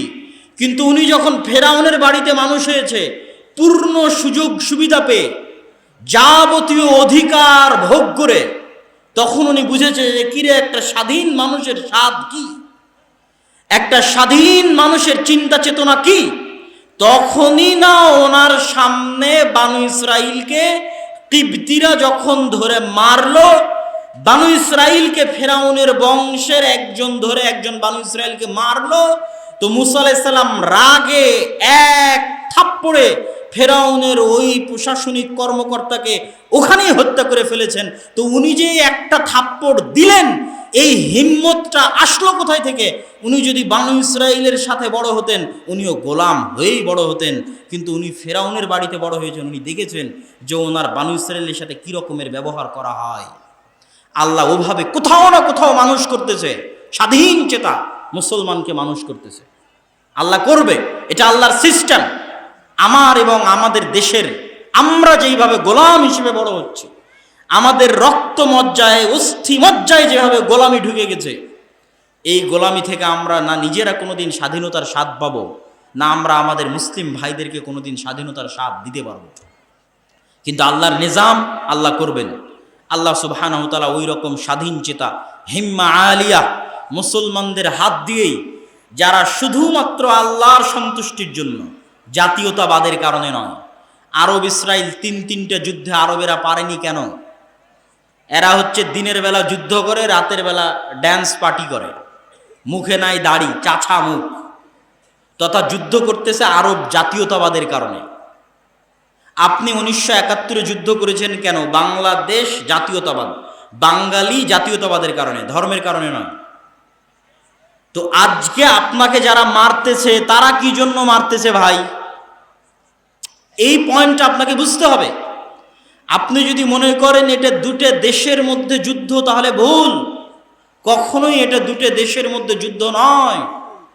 আজকে যারা আপনাকে জেরুজালেম এবং ফিলিস্তিনে হত্যা করতেছে, তারা এটাকে দিন মনে করে, তারা এটাকে ইবাদত মনে করে, তারা এটাকে ধর্ম মনে করে হত্যা করতেছে। আর আপনি তাদের সাথে ডিল করবেন সেকুলারিজম দিয়ে, আপনি তাদের সাথে ডিল করবেন ন্যাশনালিজম দিয়ে, জাতীয়তাবাদ দিয়ে, ধর্মনিরপেক্ষতাবাদ দিয়ে। অসম্ভব। আপনার ভাগ্যে কোনোদিন বিজয় আসবে না। আপনি নিশ্চিত থাকেন, 100% নিশ্চিত থাকেন, প্রত্যেকটা মুসলমানের সন্তানকে হত্যা করা হচ্ছে গাজায় শুধুমাত্র ধর্মীয় কারণে, শুধুমাত্র ধর্মীয় কারণে। ধর্মীয় কারণটা কি? ধর্মীয় কারণটা হচ্ছে বানু ইসরাইল। বানু ইসরাইল মানে কি? ইসরাইল হচ্ছে ইয়াকুব আলাইহিস সালাতু ওয়াস সালাম। ইয়াকুব আলাইহিস সালাতু ওয়াস সালাম কে? ইসহাক আলাইহিস সালাতু ওয়াস সালামের ছেলে। ইসহাক কে? ইব্রাহিম আলাইহিস সালাতু ওয়াস সালামের ছেলে। ইব্রাহিমকে তারা বলে আব্রাহাম, ইসহাককে তারা বলে আইজ্যাক, ইয়াকুবকে তারা বলে জ্যাকব। ইয়াকুবের ছেলে হচ্ছে ইউসুফ, ইউসুফকে তারা বলে Joseph. Saint Joseph school and college. Saint Joseph মানে Hazrat Yusuf school and college. আপনি যে ইউসুফ আলাইহিস সালাতু ওয়াস সালাম, ওই জোসেফ উনি, আলাদা কোনো ব্যক্তি না। আপনি বলছেন হজরত ইউসুফ, উনি বলেছে সেন্ট জোসেফ। তাহলে পৃথিবীর এই তিনটে আসমানি ধর্ম হচ্ছে আব্রাহামিক রিলিজিয়ন বা সেমেটিক রিলিজিয়ন, তথা ইব্রাহিম আলাইহিস সালাতু ওয়াস সালামের পক্ষ থেকে পাওয়া ধর্ম বা সেমেটিক ধর্ম। সেমেটিক মানে কি? নূহ আলাইহিস সালাতু ওয়াস সালামের 3 ছেলের এক ছেলে হচ্ছে সাম, আর এক ছেলে ইয়াফেস, আর এক ছেলে হাম। যারা নৌকাতে উঠেছিলেন 3 ছেলে, যাদেরকে আল্লাহ বাঁচিয়ে রেখেছিলেন মুমিন হিসেবে, তাদের একজন সাম, তাদের একজন ইয়াফেস, তাদের একজন হাম। যাদের গায়ের রং মেটে হয় আমাদের মতো, আরবদের মতো ধূসর হয়, তারা হচ্ছে সামের বংশধর। যাদের গায়ের রং সম্পূর্ণ সাদা হয় ইউরোপিয়ানদের মতো, রাশিয়ানদের মতো, তারা হচ্ছে ইয়াফেসের বংশধর। যাদের গায়ের রং সম্পূর্ণরূপে কালো হয়, তারা হচ্ছে হামের বংশধর। তো দুনিয়াতে আল্লাহ যত নবী পাঠিয়েছেন, সব পাঠিয়েছেন সামের বংশে। এই জন্য তিনটা ইসলাম, ইহুদি, খ্রিস্টানকে বলা হয় সেমেটিক রিলিজিয়ন, তথা সবগুলো সাম থেকে সেমেটিক, সবগুলো সামের বংশে। এখানে আরও একটা মজার জিনিস যদি আপনারা মনে রাখতে পারেন, রাখবেন। যারা ইউরোপ আমেরিকায়, যারা অনলাইনে শুনতেছেন, তারাও মনে রাখতে পারেন। আপনাদের যাওয়ার ভাগ্য হলে মনে রাখবেন, না হলে রাখবেন না। কিন্তু যারা অনলাইনে শুনছেন তারা মনে রাখতে পারেন। যারা সাদা চামড়ার, তাদের সাদা চামড়া নিয়ে গর্ব আছে। ওরা বাহিরে যতই মিষ্টি কথা বলুক, ভিতরে সাদা চামড়ার গর্বে ভরা। আপনি যেমন এখান থেকে ইন্ডিয়া গেলে আপনাকে বাঙালি বলে ছোট করবে, এখান থেকে পাকিস্তান গেলে বাঙালি বলে ছোট করবে, ঠিক আবার আরবে গেলে বাঙালি বলে ছোট করবে। তো তো ঠিক যখন ইউরোপে যাবেন তখন গোটা এশিয়া বলে ছোট করবে, গোটা ইন্ডিয়া, পাকিস্তান, বাংলাদেশ, চীন সব মিলে হচ্ছে এশিয়া, এরা হচ্ছে এশিয়া থেকে আসছে, এশিয়া বলে ছোট করবে, কেন এদের গায়ের রং সাদা নয়। তো আপনি যতই ওদের নাগরিকত্ব নেন, এই চামড়া যদি পরিবর্তন না করতে পারেন তাহলে কোনো না কোনো এক সময় গিয়ে আপনি ডিসক্রিমিনেশনের শিকার হবেন। মজার জিনিস কি? মজার জিনিস হচ্ছে তারা যেই সাদা চামড়ার গর্ব করে, আবার তারা যেই নবীর অনুসরণ করে। খ্রিস্টানেরা যদি, ইউরোপ আমেরিকার খ্রিস্টানেরা যদি সাদা চামড়ার গর্ব করে, নবীর অনুসরণ করে কোন নবী? ঈসা আলাইহিস সালাম। ঈসা আলাইহিস সালাম সাদা চামড়ার ছিলেন না। আমার নবী যেই চামড়ার, ঈসা আলাইহিস সালাম ওই চামড়ার। কথা কি আমার বুঝতে পারছেন? কেন ঈসা আলাইহিস সালাম হচ্ছে সামের বংশধর, সেমিটিক রিলিজিয়ান। আরবে জন্মগ্রহণ করেছেন ঈসা আলাইহিস সালাম, ফিলিস্তিনে জন্মগ্রহণ করেছেন। ঈসা আলাইহিস সালাম ও ইব্রাহিমের সন্তান, মুহাম্মদ সাল্লাল্লাহু আলাইহি ওয়াসাল্লাম ইব্রাহিমের সন্তান। তাহলে ওরা যে সাদা চামড়ার গর্ব করে, সাদা চামড়ায় আল্লাহ কোনো নবী পাঠায়নি। সব নবী আল্লাহ সুবহানাহু ওয়া তাআলা পাঠিয়েছেন নূহের সন্তান, সামের বংশ। তো আমি আপনাদেরকে যে পয়েন্টটা বলতে চাচ্ছিলাম যে কেন তারা ধর্মীয় কারণে গাজ্জার মুসলমানদের হত্যা করতেছে, রিলিজিয়াস কারণে, শুধু ধর্মীয় কারণে মুসলমানদের হত্যা করতেছে। কি সেই কারণ? তো ইব্রাহিমের ছেলে ইসহাক বা আইজাক, ইসহাকের ছেলে ইয়াকুব বা জ্যাকব, ইয়াকুবের ছেলে ইউসুফ বা জোসেফ আলাইহিমুস সালাতু ওয়াস সালাম, তারপরে একের পর এক ইউসুফ আলাইহিস সালাতু ওয়াস সালাম, উনি মিশর, ফিলিস্তিন থেকে বিক্রি হয়ে চলে গেলেন মিশরে, মিশরে মন্ত্রী হলেন। তারপরে উনি দুনিয়া থেকে বিদায় নিলেন। ওনার বাপ, ওনার ভাইয়েরা সব মিশরে ওনার কাছে ছিল। তার 300 বছর পর বা 100-150 বছর পর ওনার বংশধরেরা ফেরাউনের কাছে গোলাম হয়ে গেল। তারপরে ওনার বংশী জন্ম নিল মুসা। মুসা আলাইহিস সালাম সবাইকে নিয়ে চলে আসলেন নদীর এপারে, পুনরায় ফিলিস্তিনে। ফেরাউন নদীতে ডুবে মারা গেল। পুনরায় ফিলিস্তিনে ঢুকবেন, সিনাই মরুভূমিতে ঘুরপাক খাচ্ছেন। তারপরে আস্তে আস্তে আসলো সেই বংশে দাউদ, আস্তে আস্তে আসলো সেই বংশে সুলাইমান, তারপরে আস্তে আস্তে সেই বংশে আসলো ঈসা, তারপরে আস্তে আস্তে সেই বংশে আসলো ইয়াহইয়া, সেই বংশে আসলো জাকারিয়া। তাহলে ইব্রাহিম থেকে শুরু করে এই পর্যন্ত সব নবী আসলো ইসহাকের বংশে, ইয়াকুবের বংশে। আর ইব্রাহিম ওই যুগেই তার আরেক ছেলেকে ফিলিস্তিন থেকে 1500 কিলোমিটার দূরে পায়ে হেঁটে আরেক স্ত্রী, আরেক ছেলেকে রেখে আসলেন মক্কায়। এটাই হচ্ছে আল্লাহর অলৌকিকত্ব, আল্লাহ সুবহানাহু ওয়া তাআলার নিজাম, পৃথিবী পরিচালনায় আল্লাহর নিজাম। আল্লাহ এইভাবেই পৃথিবীর সিস্টেমটা সাজাবেন। তো ইব্রাহিম আলাইহিস সালাতু ওয়াস সালাম ওই যুগে তার আরেক স্ত্রী, আরেক ছেলেকে রেখে আসলেন কোথায়? কাবার পাশে। তাওরাত, জাবুর, ইনজিল সব বইয়ের মধ্যে আছে ইব্রাহিমের আরেক ছেলে ইসমাইল, নাম সহ উল্লেখ করা আছে। তারাও বিশ্বাস করে আবুল আরব, আরবদের পিতা হচ্ছে ইসমাইল। সমস্যা কি? সমস্যা হচ্ছে তারাও অপেক্ষায় ছিল শেষ নবী আসবে তাদের উদ্ধারের জন্য। ইহুদিরা দুইবার অপেক্ষায় ছিল যে তাদের উদ্ধারের জন্য কেউ আসবে। এক, ঈসা আলাইহিস সালামের আগমনের পূর্বে তারা অপেক্ষায় ছিল ঈসা মাসিহ কেন বলা হয়, আবার মাসিহুদ দাজ্জাল কেন বলা হয়। ঈসার সাথেও মাসিহ, দাজ্জালের সাথেও মাসিহ। মাসিহ মানে কি? উদ্ধারকারী। তো ঈসা মাসিহ মানে ঈসা উদ্ধারকারী, মাসিহুদ দাজ্জাল মানে দাজ্জাল উদ্ধারকারী। তো ঈসা আলাইহিস সালাতু ওয়াস সালাম উদ্ধারকারী হিসেবে এসেছিলেন ইহুদিদেরকে উদ্ধার করার জন্য। তারা ঈসা আলাইহিস সালাতু ওয়াস সালামকে অপবাদ দিয়ে হত্যা করলো তাদের বিশ্বাস অনুযায়ী। আর কোরআনের বিশ্বাস অনুযায়ী, আমাদের বিশ্বাস আল্লাহ উঠিয়ে নিলেন, হত্যা করতে পারেনি। কিন্তু এই হত্যার আযাবে তারা জেরুজালেম থেকে বিতাড়িত হয়ে গেল। ওই বিতাড়িত হওয়ার সময় ইহুদিরা সব একটা প্রায় 3টে ইহুদি গোত্র এসে জমা হলো মদিনাতে। বানু কুরাইজা, বানু কায়নুকা, বানু নাজির। ইহুদিরা তো মক্কায় আসার কোনো অপশন নাই। ইহুদিরা তো বানু ইসরাইল, বানু ইসরাইল হয় ফিলিস্তিন অথবা মিশর। মিশরে ছিলেন ইউসুফ আলাইহিস সালাম, আর ফিলিস্তিনে তাদের বাপদাদা যারা ছিল সেখানে। তারা মদিনায় কেন? তারা মদিনায় আসছিল অপেক্ষা করতে মুহাম্মদ সাল্লাল্লাহু আলাইহি ওয়াসাল্লামের। তারা জানতো মুহাম্মদ সাল্লাল্লাহু আলাইহি ওয়াসাল্লাম আসবে, ওখানে প্রেরিত হবে। কিন্তু তারা ভাবছিল যে তাদের মধ্যে প্রেরিত হবেন, তথা বানু ইসরাইলে প্রেরিত হবেন, ইসহাকের বংশে প্রেরিত হবেন, ইয়াকুবে। কিন্তু আল্লাহ পাঠিয়ে দিলেন ইসমাইলের বংশে। কিন্তু মুহাম্মদ সাল্লাল্লাহু আলাইহি ওয়াসাল্লামের পাওয়ারের জায়গা কি, ক্ষমতার জায়গা কি? যে মুহাম্মদ সাল্লাল্লাহু আলাইহি ওয়াসাল্লামও ইব্রাহিমের বংশধর। এখানেই হচ্ছে বিপদ, যে তাহলে শেষ নবী মুহাম্মদ সাল্লাল্লাহু আলাইহি ওয়াসাল্লাম ইব্রাহিমের বংশধর, আর যত নবী আগে এসেছিলেন বানু ইসরাইলে সবাই ইব্রাহিমের বংশধর। তাহলে কোন দিক থেকে মুহাম্মদ সাল্লাল্লাহু আলাইহি ওয়াসাল্লাম তাদের চেয়ে কমে নন। তাহলে এবার আল্লাহর যত ফজিলত, যত দয়া, যত রহমত তাদের তাওরাতে লেখা আছে, ইনজিলে লেখা আছে, সব পাবে মুহাম্মদ সাল্লাল্লাহু আলাইহি ওয়াসাল্লাম আর তার উম্মতেরা, যারা মুহাম্মদ সাল্লাল্লাহু আলাইহি ওয়াসাল্লাম অনুসরণ করবে তারা। এই জায়গায় তাদের সুপারিয়রিটি ধাক্কা খেল। সুপারিয়রিটি, হিন্দুদের মধ্যে যেমন 4টা ভাগ আছে, তার মধ্যে সবচেয়ে উপরে আছে ব্রাহ্মণ। ব্রাহ্মণেরা হচ্ছে সুপারিয়রিটি, যে আমরা খোদার মাথা থেকে তৈরি হয়েছি, আমরাই পৃথিবীর শাসক আর বাকি সব গোলাম। তো ওদের মধ্যে এই দীর্ঘদিনে একটা সুপারিয়রিটি চলে এসেছিল।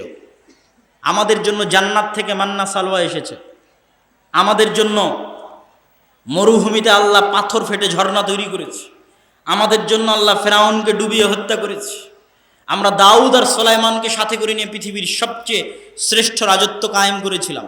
সুপারিয়রিটি। সুতরাং শেষ নবী আসলে আমার মধ্যেই আসতে হবে, আমাদের বংশে আসতে হবে। যখনই শেষ নবী আসলেন ইসমাঈল আলাইহিস সালামের বংশে, তখন বানু ইসরাইলের সুপারিয়রিটি ধাক্কা খেল, আঘাতপ্রাপ্ত হল। আর এই সুপারিয়রিটি থেকে তাদের হিংসা তৈরি হলো। সেই হিংসা থেকে তারা মুহাম্মদ সাল্লাল্লাহু আলাইহি ওয়াসাল্লামকে হত্যা করতে চাইল, আর মুহাম্মদ সাল্লাল্লাহু আলাইহি ওয়াসাল্লামের সাথে বেঈমানি করতে থাকলো মদিনায়, মদিনা সনদের চুক্তিতে স্বাক্ষর করার পরে। ওই হিংসার জায়গা থেকেই আজ অবধি, ওই হিংসার জায়গা থেকেই যে না, বানু ইসমাইল, মুহাম্মদ সাল্লাল্লাহু আলাইহি ওয়াসাল্লাম এবং তার অনুসারীদের অস্তিত্ব পৃথিবীতে রাখা যাবে না। আর ইহুদিদের সুপারিয়রিটি এমনভাবে কাজ করে যে আপনি জন্মগত ইহুদি ছাড়া ইহুদি ধর্মই গ্রহণ করতে পারবেন না। আপনি যদি জন্মগত ইহুদি হন তাহলে ইহুদি, আর যদি জন্মগত ইহুদি না হন, ইহুদি ধর্ম গ্রহণ করার কোনো কায়দা নাই। এটা হচ্ছে তাদের সুপারিয়রিটি। আর ইসলাম হচ্ছে ব্যাপক একটা ভয়ঙ্কর সর্বগ্রাসী দিন। তুমি হিন্দু হও, বৌদ্ধ হও, খ্রিস্টান হও, সবাই এই দিনে প্রবেশ করতে পারবে। এটা হচ্ছে এই দিনের সবচেয়ে পজিটিভ এবং প্লাস পয়েন্ট। এই জায়গা থেকে তাদের অন্তরে হিংসা তৈরি হলো, এবং সেই হিংসার জায়গা থেকে তারা মনে করে, আমি যদি এক বাক্যে যদি বলি, তারা মনে করে যে আপনাকে হত্যা করাও তার অধিকার, আপনার স্ত্রীকে তুলে নিয়ে যেয়ে ভোগ করাও তার অধিকার, আপনার শিশুকে জবাই করাও তার অধিকার। এটা অধিকার মনে করে। মুখে বলতে পারে না, কিন্তু কাজে দেখেন, কাজে বুঝতে পারছেন। মুখে বলতে পারে না, আধুনিক সভ্য বিশ্বের জন্য বলতে পারে না, কিন্তু কাজে বুঝতে পারছেন যে এটা তারা নিজেদের অধিকার মনে করে। অধিকার মনে করে ধর্মীয় কারণে নিজেদের শ্রেষ্ঠত্ব টিকিয়ে রাখতে বানু ইসমাইলের সন্তানদের হত্যা করতেছে। আর আরো একটা জিনিস আশ্চর্য হচ্ছে, তাদের দিনে যেমন তাওহীদের সবচেয়ে নিকটবর্তী দিন, যেমন অন্য দিনগুলোর মধ্যে তাওহীদের সবচেয়ে নিকটবর্তী দিন হচ্ছে ইহুদি ধর্ম। আমরা মুসলমানেরা যে তাওহীদে বিশ্বাস করি, এটার সবচেয়ে নিকটবর্তী। তারাও মসজিদে গিয়ে সালাত আদায় করে 3 ওয়াক্ত, আমরা আদায় করি 5 ওয়াক্ত। তাদের মসজিদকে বলা হয় সিনাগগ। তাদের মেয়েরাও পৃথিবীর অন্য আর যে কোনো অঞ্চলের মেয়েদের চাইতে বেশি হলেও শালীনতা বজায় রাখার চেষ্টা করে। তারা তাদের মধ্যে সুদ খায় না, তাদের অভ্যন্তরে মদ খায় না, কিন্তু সারা পৃথিবীর মানুষ যেন সুদ খায় আর সারা পৃথিবীর মানুষ যেন মদ খায়, এই জন্য তারা সবচেয়ে বেশি চেষ্টা করে। এটা হচ্ছে সুপারিয়রিটি থিঙ্কিং থেকে, যে আমি মদ খাবো না, আমি সুদ খাবো না, কিন্তু দুনিয়ার সব মুসলমান যেন মদ খায়, দুনিয়ার সব মুসলমান যেন বিড়িখোর হয়, দুনিয়ার সব মুসলমান যেন জুয়াখোর হয়, আর ওর ছেলেটা হবে বিজ্ঞানী। ওই জন্য জন্মের আগে থেকেই সন্তান যখন মায়ের পেটে, তখন থেকেই ইহুদি মা অঙ্ক করে, অঙ্ক যেন তার সন্তান সবচেয়ে মেধাবী হিসেবে পৃথিবীতে আসে। আর ওরাই সবচেয়ে বেশি অর্থ ইনভেস্ট করে যেন আপনার ছেলেরা ফ্রি ফায়ার খেলে, আপনার ছেলেরা পাবজি খেলে, আপনার ছেলেরা মদ খায়, আপনার ছেলেরা জুয়া খায়, আপনার ছেলেরা নেশা করে। কেন? যখন এরা নেশা করবে, মদ খাবে, জুয়া খেলবে, তখন এরা গরু ছাগল। এরা তখন আর চিন্তা করতে পারবে না যে স্বাধীন মানুষ কেমনে হয়। ওই যে মুসা আলাইহিস সালাম যদি ফেরাউনের গোলামি করে বড় হতেন, চিন্তা করতে পারতেন না যে স্বাধীন মানুষের সুযোগ সুবিধা কি, মানুষের আত্মমর্যাদা, আত্মসম্মান কি। যখন ফেরাউনের বাড়িতে বড় হয়েছেন তখন বুঝেছেন যে আমার কওমকে তো জুলুম করছে, আমার রক্তের বানু ইসরায়েলের উপর তো অত্যাচার হচ্ছে। তাহলে যখনই আপনি নেশাখোর, যখনই মদখোর, তখন মানুষের জায়গা থেকে নিচে নেমে গেছে। যখনই জুয়াখোর, মানুষের জায়গা থেকে নিচে নেমে গেছে। আপনার মেধা কাজ করবে না, আপনার বিবেক কাজ করবে না, তখন গরু ছাগলের মতো আপনাকে জবাই করা যাবে, গরু ছাগলের মতো আপনাকে হত্যা করা যাবে। আর সারা পৃথিবীতে মুসলমানেরা গরু ছাগলের মতোই। আমি নিজে চোখে দেখে বলতেছি, দূরবীন দিয়ে দেখে বলতেছি। তার সবচেয়ে বড় উদাহরণ হচ্ছে লিবিয়ার কোনো বন্দর থেকে, ভূমধ্য সাগর থেকে যে বাতাস দিয়ে ফুলানো নৌকায় সারা পৃথিবী থেকে মুসলমানেরা জমা হয়েছে, অবৈধ পথে ইউরোপে ঢুকবে তাই। বাংলাদেশ থেকেও গেছে শত শত, পাকিস্তান থেকে গেছে, ইয়েমেন থেকে গেছে, সিরিয়া থেকে গেছে। নারী পুরুষ গাদাগাদি করে 400-500 জন রোহিঙ্গাদের মতো ওই নৌকাতে আছে। লিবিয়ার সমুদ্র বন্দর থেকে নৌকাটা ছাড়বে, হয় সমুদ্রে ডুবে মরে যাবে রাতের বেলা, আর না হয় কোনো ইউরোপিয়ান কান্ট্রি ওদেরকে ভিক্ষা দিবে নাগরিকত্ব, শরণার্থী, গোলামের জিন্দেগি। এই জন্য ফ্রান্সের আইফেল টাওয়ারে রাত 12টা-1টার সময় যখন আমরা ওখানে ছিলাম, ওই ফ্রান্সের আইফেল টাওয়ারের আশেপাশে যতগুলো মদ খাচ্ছে, জুয়া খেলতেছে, বিড়ি সিগারেট খাচ্ছে, সবগুলো মুসলমান, সবগুলো যারা ওই সমস্ত দেশ থেকে আসছে যেই দেশকে ফ্রান্স শাসন করত, নাইজেরিয়া, আলজেরিয়া, লিবিয়া, ওই দেশগুলো থেকে আসছে। আর রাত 12টা-1টায় বসে মদ, জুয়া, গাঁজা, বাস। আর ইহুদি তার সন্তানকে জন্মের পর থেকে পড়াচ্ছে, শিক্ষা দিচ্ছে, ওকে স্বাধীন মানুষ হিসেবে তৈরি করতেছে। তাহলে তাদের সবচেয়ে বড় প্রজেক্ট কি? তারা নিজেরা ভালো থাকবে কিন্তু আপনাকে ভালো থাকতে দিবে না। এটাই সুপারিয়রিটি। পৃথিবী একমাত্র আমি ভোগ করব, আর বাকি সব আমাদের গোলাম থাকবে। তো গোলাম কি এত সহজে রাখা যায়? গোলাম রাখতে হলে এদেরকে মদখোর, জুয়াখোর, গাঞ্জাখোর না বানালে কি গোলাম রাখা যাবে? এদেরকে যদি গেমের নেশায় মত্ত না করা যায় তাহলে কি এদেরকে গোলাম রাখা যাবে? অস্ত্রপাতি আমার হাতে থাকবে, এদেরকে অস্ত্রপাতি বানাতে দিব না। আমার ছেলে মেয়েরা হচ্ছে জ্ঞান গবেষণা শিখবে, আর এরা হচ্ছে বিশ্বকাপ, ফুটবল এগুলো নিয়ে পড়ে থাকবে, বিনোদন আর পর্যটন নিয়ে পড়ে থাকবে। দুবাই কি করছে, কাতার কি করছে? ওই সেম থিঙ্কিং, যে তুমি বিনোদন আর পর্যটন নিয়ে পড়ে থাকো, আর কাতার আর দুবাইয়ের পাশে ইসরায়েল কি করতেছে। শুধু তাই নয়, আরব আমিরাত, কুয়েত, কাতার, তাদেরকে এরা শিক্ষা দিচ্ছে যে তোমরা ছেলে হোক মেয়ে হোক 2টা করে সন্তান নেও, আর 2টা করে সন্তান নিবা, আর গাড়ি হবে এই যে আমরা যেরকম যে প্রিমিয় ছোট গাড়িতে আসলাম, এই ছোট গাড়ি, যেই ছোট গাড়িতে পিছনে 2 জন বসবে আর সামনে ড্রাইভার এবং ড্রাইভারের পাশে একজন। আর ইসরায়েলে যান, কয়টা ইহুদি ফ্যামিলির এই ছোট গাড়ি আছে? সবগুলো ইহুদি ফ্যামিলির জিপ আছে, বড় গাড়ি। কেন? ওদের সবার যে 7টা-8টা করে সন্তান। কেন? ওরা ওদের মধ্যে নিজেরা শিখে এবং শিখায় যে তোমরা বেশি করে ছেলে মেয়ে নাও, আর ওরাই সারা পৃথিবীর মানুষকে শিখায় যে তোমরা বেশি করে ছেলে মেয়ে নিও না, কম ছেলে মেয়ে নাও। এই জন্য আল্লাহ এদের কথা কোরআনে বলেছে যে এরা হচ্ছে দ্বিচারী জাতি, দ্বিচারী সমাজ। তাদের ভিতর একরকম, তাদের বাহির আর এক রকম। পুরোটাই হচ্ছে হিংসার কারণে, যেন আপনাকে সমূলে ধ্বংস করে দেওয়া যায়। কিন্তু আপনি তার দোষ দিয়ে কী করবেন? দোষ তো আমাদেরই।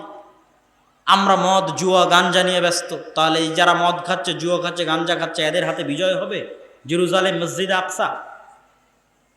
ও সম্পূর্ণ দিনের জন্য যুদ্ধ করতেছে, আর দিনের বিজয়ের জন্য। আর ওই পাশে যারা আছে তাদের না দিনের নামগন্ধ আছে, না আল্লাহর রাসূলের সুন্নাতের অনুসরণের নামগন্ধ আছে, না আল্লাহ সুবহানাহু ওয়া তাআলার কোনো আদেশ মানার কোনো নামগন্ধ আছে। তাহলে আল্লাহ কাদেরকে বিজয়ী করবে?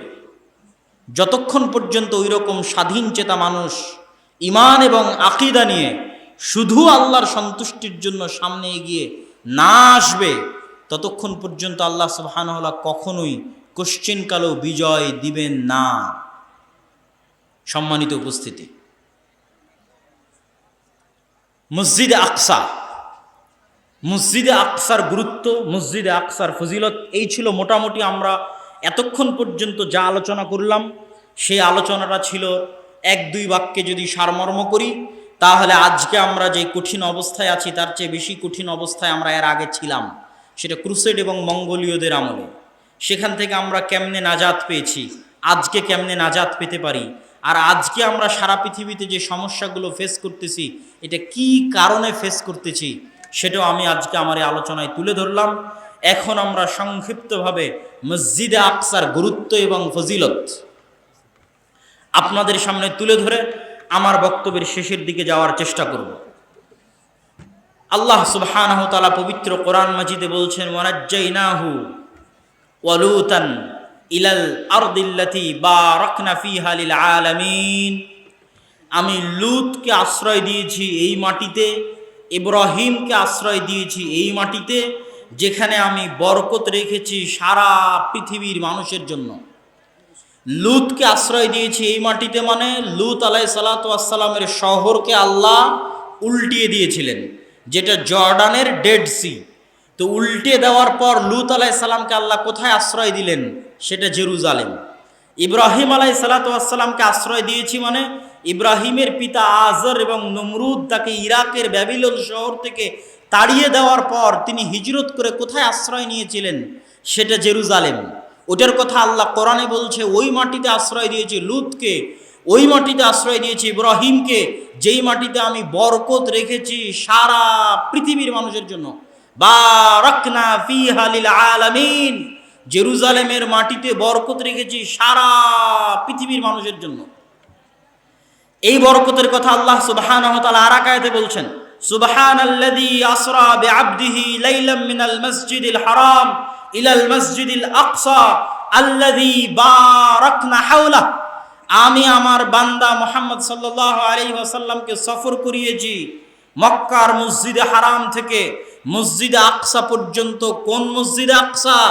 আল্লাযী বারাকনা হাওলা, যেই মসজিদে আকসার চারপাশ আমি ঘিরে রেখেছি বরকত দিয়ে। বলেন আল্লাহু আকবার।